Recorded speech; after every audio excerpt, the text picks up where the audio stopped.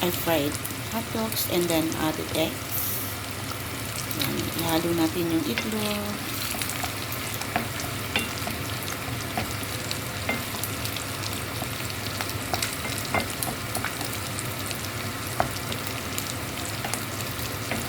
Tapos yan.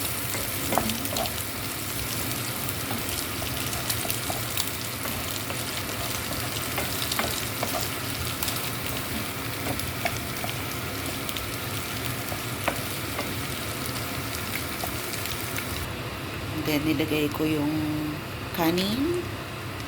Tapos, ihalo ko na siya.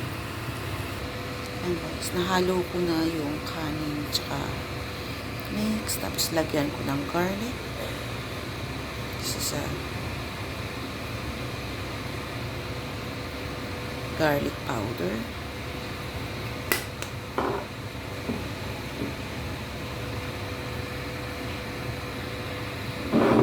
Tapos, lagyan ko ng konting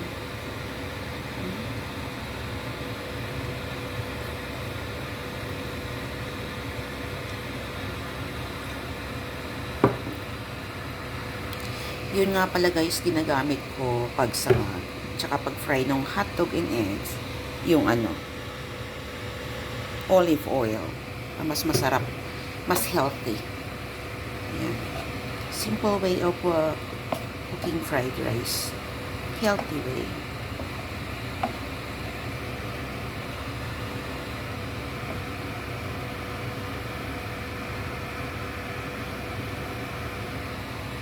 Yun na guys. Luto na siya.